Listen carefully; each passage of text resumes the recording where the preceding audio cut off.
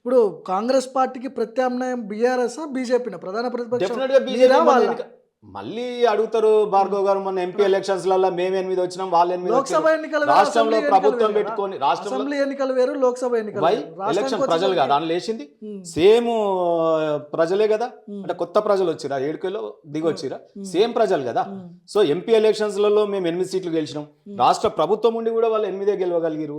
ఉమ్, BRS party అయితే 0. ఉమ్. ఎన్నడా ఉందా చరిత్రలో ఒక ప్రాంతీయ పార్టీ 0 అవడం? అంటే అవును. ప్రజలు ఎంత ఏకీయభావంతో ఉన్నారు. ఉమ్. బీఆర్ఎస్ అయిపోయిందండి, చాప్టర్ క్లోజ్. యాక్టివ్గా పనులు చేస్తున్నట్టు లేకపోతే అధికార పార్టీపై పోరాటం చేస్తున్నట్టు ఎక్కడ ఎందుకు అనిపించట్లేదు?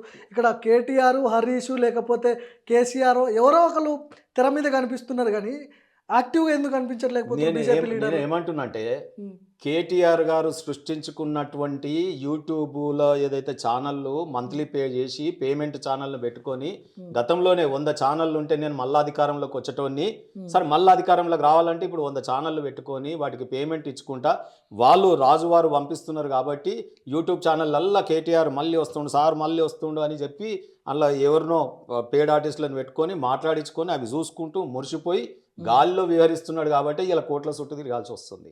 ఓకే, ప్రజాధన దుర్వినియోగంలో ఇవాళ ఆ కోర్టు ఈ కోర్టు లాయర్లను పట్టుకొని తిరుగుతూ ఉన్నాడు. సో ఈ మాయా ప్రపంచంలో ఉన్నాడు కేటీఆర్. అయిపోయింది బీఆర్ఎస్ పని. నేను ఏమంటున్నా అంటే దీని మ్యూజియంకి వెళ్ళిపోయింది బీఆర్ఎస్ పార్టీ. ఇంకా అది గత చరిత్ర. చరిత్రలో కూడా బీఆర్ఎస్ పార్టీని పెట్టరండి మ్యూజియంలో.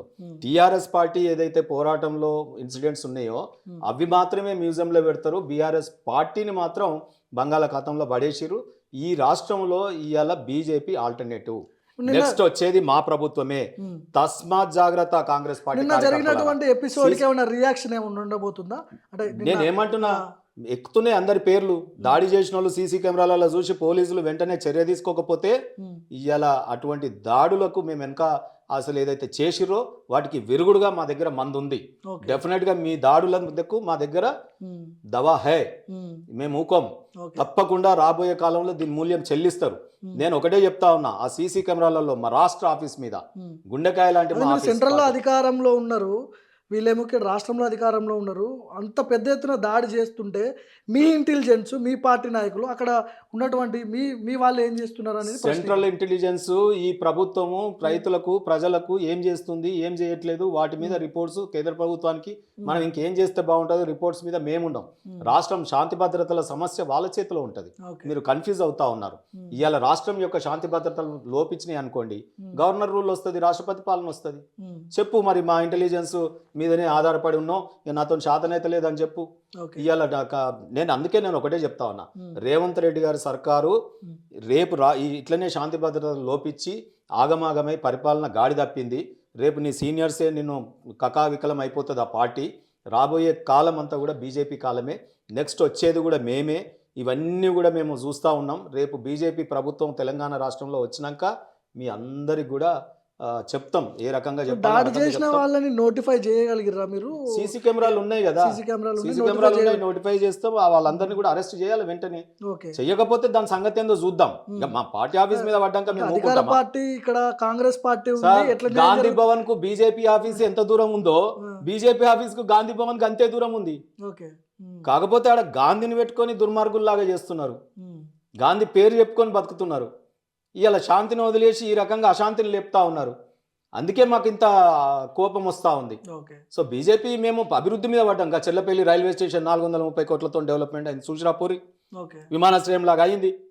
సికింద్రాబాద్ ఓరి, కాచిగూడ రైల్వే స్టేషన్ ఓరి, ఆర్వోల్బీల్ ఓరి, నాపల్లి స్టేషన్ ఓరి. ఇవాళ 2500 కోట్లతో రైల్వేలు అభివృద్ధి చెందినాయి. దేశంలో 25,000 కోట్లు పెట్టి ఇవాళ 40 స్టేషన్లు ఇవాళ ఆధునీకరిస్తున్నాం తెలంగాణలో. ఇలా లెవెల్ క్రాసింగ్లో మనిషే లేకుండా చేసేటటువంటి లెవెల్ క్రాసింగ్లు చేస్తున్నాం. మేము వీటి మీద బిజీ ఉన్నాం. మీరేమో దాడులు ప్రతి దాడులు పరిపాలన గాది కొలిసి మీరు తిరుగుతున్నారు. అడ్డగాడిదల్ని రోడ్ల మీద తిరిగినట్టు మీరు కాంగ్రెస్ రౌడీజం పెంచి పోషిస్తుందా? గాంధీ భవన్ గూండాలకు కార్ఖానా అయింది, ఆడ గూండాలను ఉత్పత్తి చేస్తూ ఉన్నారు. సో అందుకని వీళ్ళకి కొత్త కాదు. సిక్ రాయిట్స్ మీరు చూసినారు ఆ రోజు ఎట్లా దాడులు చేసిరు. ఆ తర్వాత గతంలో తెలుగుదేశం పార్టీ మీద కాంగ్రెస్ పార్టీ వాళ్ళు ఎట్లా దాడులు చేసిరు ఇక్కడ మీరు కాచిగూడ సినిమా థియేటర్ల మీద కళాఖండాలు ఎన్టీ రామారావు ఎట్లా దాడి చేసిరు? ఇది ఇలా కొత్తగా కాదు దాడులకు చిరునామా కాంగ్రెస్ పార్టీ. ఓకే. కానీ మీదికి మాత్రం గాంధీ మాస్క్ పెట్టుకుంటారు. ఒక్కడి కొడితే రెండు ఇంకో చెంప చూపిస్తామంటారు. బిడ్డ ఇంకో చెంప మేము చూపించకపోయినా కొడతాం. ఇప్పుడు అటువంటి సిచ్యువేషన్ రానియకూరి. దాదాపు ఏడాది పూర్తయింది రేవంత్ పాలనపై. మీ అభిప్రాయం ఏంది? మార్పు జరగలేదంటారా? బీజేపీ నాయకుడిగా చెప్పండి, ఏమనుకుంటారు? అసలు ఏం మార్పు జరిగిందంటున్నావు? గవ్వే రోడ్లు, గవ్వే ట్రాఫిక్ జామ్లు, గవ్వే నీళ్లు హుస్సేన్ సాగర్లు ఉన్నాయి, గవ్వే రైతులు ఇబ్బందులు పడతా ఉన్నారు, రైతు భరోసా ఇవ్వట్లేదు, మహిళలకు విద్యార్థులకు స్కూటర్లు ఇస్తా ఉన్నాం, ఇప్పటి వరకు ఇయ్యలే. మీరు వారెంట్ కార్డులు ఇస్తే తప్ప ప్రజలు నమ్మలే ఎలక్షన్లలో.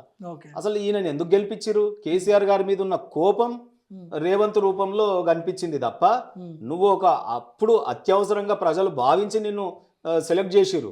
కానీ ఇలా దేశవ్యాప్తంగా ఉన్న డెవలప్మెంట్ మీద మన ఎంపీలలో చూపించినావు కదా, ఎంపీ ఎలక్షన్స్లలో. రేపు రాబోయే స్టేట్లో కూడా అరే బీజేపీ బెటర్ పార్టీ. మా భాష చూడండి, కిషన్ రెడ్డి గారు మాట్లాడే భాష, లక్ష్మణ్ గారు, మరి బండి సంజయ్ గారు కార్యకర్తలతో ఉత్సాహంగా ఏ రకంగా డెవలప్మెంట్ మీద దృష్టి పెడతా ఉన్నారు. మా ఎంపీలు చూడండి అసలు ఎంత స్టాల్ వార్డ్స్ ఇప్పుడు ఎంపీలు.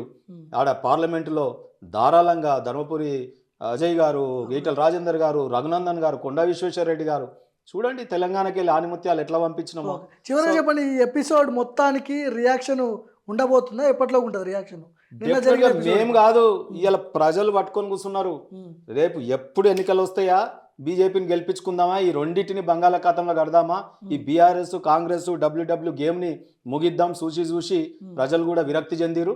ఈ రెండింటిని జాడిచి కొడతారు రేపు బీజేపీ పార్టీ. ఇక్కడ గవర్నమెంట్ 2029 బీజేపీ టార్గెట్ 2029 అవుతుందా? ఈ రేవంత్ రెడ్డికి ఇట్లనే శాంతి భద్రతలు లోపించి మధ్యలోనే తెచ్చుకుంటాడా ఎన్నికలు? లేకపోతే ఈ ప్రభుత్వం కూలిపోతుందని చెప్తున్నారా మీరు? ఇండైరెక్ట్ గా కూలిపోతుందేమో అని చెప్పి తన కన్ను తానే పొడుచుకుంటున్నాడు.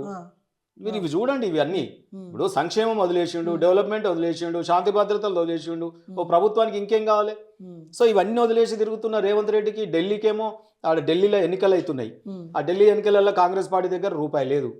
ఇవాళ కేటీఆర్ మీద కేసులు పెట్టాలి, కేటీఆర్ పోయి ఢిల్లీలో పైసలు కట్టాలి రాహుల్ గాంధీకి. ఇవాళ కేసుని ఏదో డ్రామా లాగా ప్రజల ముందు చూపించాలి. ఆ తర్వాత కమిషన్ వేసి కాత్సారం చేయాలి. కాళేశ్వరం మీద కమిషన్ వేసినావు డిలే కావడానికి. కాంగ్రెస్ పార్టీ కమిషన్లు వేసి కాటికి పంపి కాలయాపన చేసేటటువంటి వ్యవహారం కాంగ్రెస్ దగ్గర ఈ రోజు కాదు, మొదటి నుంచి ఉంది. కమిషన్లు వేస్తుంది, దాని రిపోర్ట్ బుట్ట దాఖలు చేస్తుంది, ఆ సమస్యను కాటికి పంపుతుంది, ప్రజలు మర్చిపోతారని చూస్తుంది. సో ఇటువంటి కాంగ్రెస్ని, ఈ వికృత రూపాలు కలిగిన బీఆర్ఎస్ కాంగ్రెస్ పార్టీని ప్రజలు బొందబెట్టడానికి రెడీగా ఉన్నారు. రాబోయే కాలంలో బీజేపీ అయితే బాగుంటుందిరా, వాళ్ళ భాష బాగుంది, వాళ్ళ పనితీరు బాగుంది, డెవలప్మెంట్ బాగుంది. దేశం ఇవాళ 3rd ఎకనామిక్ కంట్రీగా మారిపోయింది. ఇవాళ గడగడలాడుతున్నాయి దేశాలన్నీ కూడా మోడీ వైపు చూస్తూ ఉన్నాయి. అదే కాకుండా రైల్వే స్టేషన్లు, మీరు కాశ్మీర్లో ఎంత పెద్ద బ్రిడ్జ్ అంటే అది అసలు వరల్డ్ వండర్ అవుతుంది రేపు. సో కాశ్మీర్లో రైల్వే లైన్లు ఇవాళ ఎన్ని లైన్లు వేస్తూ ఉన్నాం, అభివృద్ధి పరుగులెత్తుతూ ఉంది. గది కదా రాష్ట్రాలతో సమాఖ్యంగా ముందుకు పోతా ఉన్నాం. ఇవాళ నువ్వు అప్పులు చేసిపోతే కేసీఆర్, నువ్వు పప్పు కూడి తిని చితకిల పడితే ఇవాళ కేంద్రం ఆదుకుంటుంది కదా, నీకు అక్కడక్కడ సంక్షేమ పథకాలకు పైసలు ఇస్తూ ఉంది కదా. అటువంటి కేంద్రం నీకు సహకరిస్తున్న కేంద్రం, ఆ పార్టీని ఇవాళ నువ్వు దాడి చేస్తావా? బిడ్డ రేపు ఏ ముఖం పెట్టుకొని పోతావు పీఎం గారి దగ్గరికి? బీజేపీ మీద దాడి చేసినా నాకు పైసలు ఇవ్వని పోతావా? ఇవాళ కేంద్ర ప్రభుత్వము రాష్ట్ర ప్రభుత్వము సహకార సమాఖ్యతో మేము ముందుకు పోదాం అంటుంటే నువ్వు కలుపుకొని పోవా? ప్రతి దాడులతో తెలంగాణని ఏం చేద్దాం అనుకుంటున్నావు? ఇప్పటికే ప్రాణత్యాగాలు చేసి తెచ్చుకున్న తెలంగాణలో ఈ దాడులతో కాలయాపన ఎక్కడ సంస్కృతి తెస్తున్నావు ఇది? కాబట్టి రేవంత్ రెడ్డి గారు జాగ్రత్త. చిన్న వయసులో ముఖ్యమంత్రి అయినా టీవీ ఇంటర్వ్యూలలో 10 ఏళ్ళు ఉంటా, గిట్లుంటే 10 ఏళ్ళు కాదు 10 రోజులు కూడా ఉండవు. జాగ్రత్త. కేంద్రంలో ఉన్నది మేము, ఇక్కడ గవర్నర్ గారు అన్ని అబ్జర్వ్ చేస్తున్నారు. తస్మాత్ జాగ్రత్త. కాంగ్రెస్ పార్టీకి హెచ్చరిస్తా ఉన్నాం, రాబోయే కాలంలో మళ్ళీ దాడులు చేస్తే బీజేపీ ఈట్ కా జవాబ్ పత్తర్ సే దేంగే అన్నట్టు ఉంటుంది.